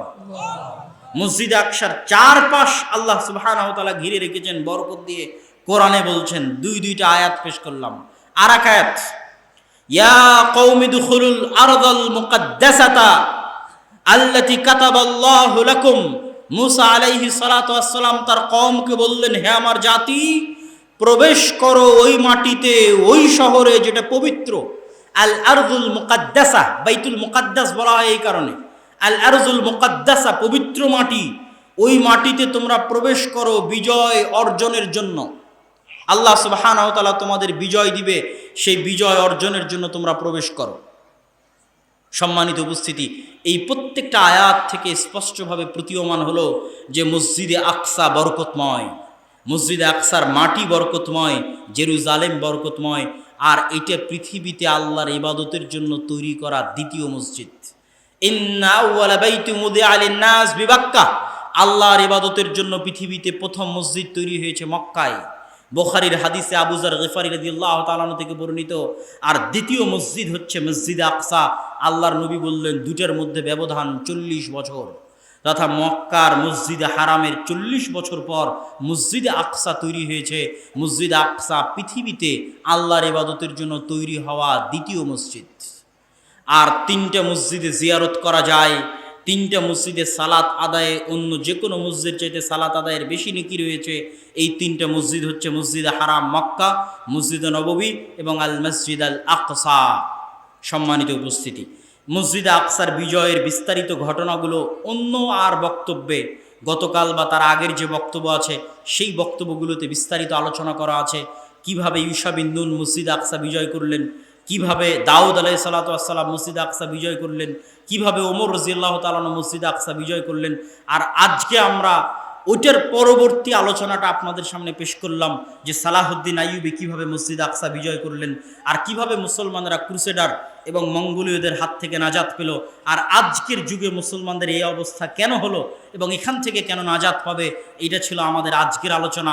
যারা এই আগের ইতিহাসগুলো দেখতে চাইবেন, ইউশা বিন নুনের ইতিহাস, দাউদ আলাইহিস সালাতু ওয়াস সালামের মসজিদে আকসা বিজয়ের ইতিহাস, অথবা ওমর রাদিয়াল্লাহু তাআলা আনহুর মসজিদে আকসা বিজয়ের ইতিহাস, এই পুরো ইতিহাস 3 পর্বে এতেসাম টিভিতে সম্পূর্ণ ডকুমেন্টারি আকারে আমরা 2 বছর আগে ভিডিও হিসেবে দিয়ে রেখেছিলাম। জেরুজালেম নামে, মসজিদে আকসা নামে এতেসাম টিভিতে 3 পর্বে আপনারা পাবেন। আর স্বাভাবিক এখন প্রায় প্রতিদিনই যেহেতু এই বিষয়ে আলোচনা আছে, সুতরাং সেগুলোতেও পাবেন। আমি আমার বক্তব্যের শেষে আজকে আমাদের যে উদ্দেশ্যে এই প্রোগ্রামটা আয়োজিত, আমি আপনাদের এই অঞ্চলে দাওয়াতি সফরে এসেছি। পুরো সাপাহার অঞ্চলে আমি 1 দিন সময় দিয়েছি। সাপাহার অঞ্চলের জবাই, সাপাহার অঞ্চলের ওইটা শিমুলডাঙ্গা নাকি কি বলে ওই জায়গা, হ্যাঁ, পাহাড়ি পুকুর, প্রায় 4টে জায়গায় আমি দাওয়াতি সফরে অংশগ্রহণ করেছিলাম এবং মক্তব উদ্বোধন করে দিয়ে গেছিলাম। যদিও আলহামদুলিল্লাহ অন্য অঞ্চলের তুলনায় এই অঞ্চলে মসজিদ ভিত্তিক দিন শিক্ষা শক্তিশালী। তারপরেও আমরা চাই যে এই অঞ্চলের মসজিদগুলোতে শুধু মুসলমানের সন্তানেরা কোরআন শিখবে তা নয়, বরং পরিপূর্ণ দিনের জ্ঞান যেন পায় এবং এটা একটা মাদ্রাসার মতো শিক্ষা প্রতিষ্ঠানের মতো পরিচালিত হয়। আমরা জামিয়া সালাফিয়ার অধীনে আমাদের মসজিদ ভিত্তিক মক্তবগুলোকে প্রাথমিক প্রতিষ্ঠান হিসেবে পরিচালনা করার স্বপ্ন নিয়ে দেশব্যাপী আমাদের সফর অব্যাহত আছে। এখন পর্যন্ত 4টি জেলার 126টি মসজিদে সফর করে প্রায় 250-র অধিক মক্তব আমরা উদ্বোধন করেছি এবং সেই কেন্দ্রিকই মূলত আদ-দাওয়া ইলাল্লাহর অধীনে আদ-দাওয়া ইসলামী সেন্টার এবং আদ-দাওয়া ইসলামী সম্মেলন আয়োজিত হচ্ছে এবং আমি এইভাবেই এবছর প্রোগ্রামগুলোকে সাজিয়ে সেই প্রোগ্রামগুলো আয়োজনের ব্যবস্থা এইভাবেই করা হয়েছে এবং এই প্রোগ্রামগুলোর মাধ্যমে এই সমস্ত দিনী কাজ, দাওয়াতি কাজ সুন্দর সাবলীলভাবে পরিচালিত হোক, মসজিদ ভিত্তিক দিন শিক্ষা শক্তিশালী হোক। শুধু মসজিদ এসি আর টাইলস দিয়ে বানিয়ে রাখলাম আর মসজিদের আশেপাশে সব মদখোর জুয়াখোরে পরিপূর্ণ থাকলো, এই মসজিদ দিয়ে দেশ এবং জাতির কোনো কাজ, কোনো উপকার হবে না। মসজিদ যদি ভাঙ্গা বেড়ারও হয়, ভাঙ্গা টিনেরও হয়, কিন্তু মসজিদে শিক্ষার ব্যবস্থা থাকে, তাহলে অন্তত শিক্ষার আলো মানুষের মধ্যে পৌঁছে গেলে তারা খোলা মাঠে হলেও সালাত আদায় করবে, এই বিশ্বাস, এই চাওয়া, এই দাবি নিয়ে আমরা মসজিদ কমিটি, এলাকার লোকজন তাদের সামনে আমরা বলছি, আমাদের প্রস্তাব রাখতেছি। আমরা মসজিদগুলোতে দিন শিক্ষার ব্যবস্থাকে শক্তিশালী এবং চাঙ্গা করতে চাই। প্রতিটি মসজিদ হোক দিন শিক্ষার প্রথম পাঠশালা, এটা আমাদের মূল দাবি। এই দাবি নিয়ে আমাদের সফর অব্যাহত আছে এবং আমাদের প্রোগ্রামও অব্যাহত আছে। আজকের এই প্রোগ্রামে আপনারা যারা উপস্থিত হয়েছেন তারা আল্লাহ সুবহানাহু তাআলার সন্তুষ্টির জন্য অমিম্মা রাযাকনাহুম ইউনফিকুন, আল্লাহ আপনাদের টাকা চায়নি। আল্লাহ সুবহানাহু তাআলা বলছেন তোমার পকেটে যে টাকা আছে এটা আমি দিয়েছি, মিম্মা রাযাকনা, আমি দিয়েছি। তোমার টাকা দান করতে বলছি তা নয়, বরং আমি দিয়েছি সেটা থেকে কিছু খরচ করতে বলছি তোমাদেরকে আল্লাহর রাস্তায়, আল্লাহর সন্তুষ্টির জন্য। আপনার অর্থ দিয়ে যদি একজন মুসলমানের সন্তানও পবিত্র কোরআনের একটি আয়াত শিখে, পবিত্র কোরআনের একটি আরবি অক্ষরও শিখে, সেটা আপনার জন্য যুগ যুগ যাবৎ সাদাকায়ে জারিয়া হিসেবে থেকে যাবে। যেমন আজকে আমরা যারা ইশার সালাত আদায় করেছি, তারা ইশার সালাতে সূরা ফাতিহা পড়ে যা নেকি পেয়েছি, ছোটবেলায় যিনি আমাদের সূরা ফাতিহা শিখিয়েছিলেন তিনি তাই নেকি পেয়েছে, তাকে যিনি শিখিয়েছিলেন তিনিও তাই নেকি পেয়েছে। এইভাবে একদম সাহাবী পর্যন্ত, আল্লাহর নবী পর্যন্ত যতজন এই সূরা ফাতিহা আপনার পর্যন্ত পৌঁছে দিতে পরিশ্রম করেছে, সবাই আপনার সালাতে সূরা ফাতিহা পড়ার পরিপূর্ণ নেকি পেয়েছে। আজকে আপনারা এই মজলিসে অংশগ্রহণ করবেন কোরআন শিক্ষার জন্য, আপনার এটা এমন একটা সাদাকায়ে জারিয়া হিসেবে থেকে যাবে যে আপনার অর্থ দিয়ে কোনো এক মুসলমানের সন্তান কোরআন শিখলো, তার মাধ্যমে আর কেউ শিখলো, তার মাধ্যমে আর কেউ শিখলো। আপনি দুনিয়া থেকে বিদায় নেওয়া 500 বছর হয়ে গেছে, তাও দেখবেন আপনার নেকি চলতেই আছে, চলতেই আছে। এইরকম একটি বৃহৎ শ্রেষ্ঠ সাদাকায়ে জারিয়া থেকে বঞ্চিত না হয়ে আল্লাহ সুবহানাহু তাআলার সন্তুষ্টির জন্য এই বিরাট প্রজেক্টে মসজিদ ভিত্তিক আমাদের লক্ষ্য হচ্ছে বাংলাদেশের কোনো মসজিদে যেন মক্তববিহীন না থাকে। আমি চালাই কি আপনি চালান সেটা ব্যাপার নয়, মসজিদে দিন শিক্ষার ব্যবস্থা থাকতে হবে, এটা হলো আমাদের শক্তিশালী দাবি এবং সেটা খুব ভালোভাবে থাকতে হবে, যেন শুধু কোরআন কেন্দ্রিক না হয় এবং অলসতা না হয়, বরং চাঙ্গা একটা প্রতিষ্ঠান যেভাবে চলে ঠিক সেভাবেই যেন চলে এবং আমরা ওইভাবেই সামনের দিকে ধীরে ধীরে এগিয়ে যাচ্ছি। আপনারা অবশ্যই এই বৃহৎ প্রজেক্টে আপনাদেরকে আল্লাহ সুবহানাহু তাআলা যে রিজিক দিয়েছে সেই রিজিক থেকে আল্লাহ সুবহানাহু তাআলার সন্তুষ্টির জন্য দানের হাত প্রসারিত করবেন। আপনাদের মধ্যে স্বেচ্ছাসেবক ভাইয়েরা যাবে। আমি আমার বক্তব্য শেষ করার পূর্বে আপনাদেরকে কয়েকটা দাওয়াত দিই। আগামী 23 ও 24 নভেম্বর, কই স্বেচ্ছাসেবক ভাইয়েরা কোথায়, আপনারা প্রবেশ করেন। আগামী 23 ও 24 নভেম্বর আল জামিআহ আস-সালাফিয়াহ, ডাঙ্গিপাড়া, পবা, রাজশাহী। 23 ও 24 নভেম্বর ডাঙ্গিপাড়া, পবা, রাজশাহীতে সালাফি কনফারেন্স আছে। উক্ত সালাফি কনফারেন্সে আপনাদেরকে অংশগ্রহণ করার উদাত্ত আহ্বান জানাচ্ছি।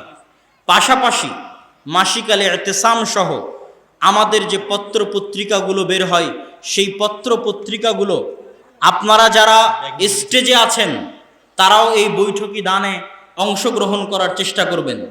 মুরব্বী যারা আছেন, স্টেজে যারা আছেন, তারা সকলেই অংশগ্রহণ করার চেষ্টা করবেন। আর বিশেষ করে যারা মিডিয়ার ভাইয়েরা আছে, তারা অনেক বেশি টাকা পয়সা ইনকাম করে মিডিয়া থেকে, এদের সবার কাছ থেকে আজকে দান আদায় করবেন।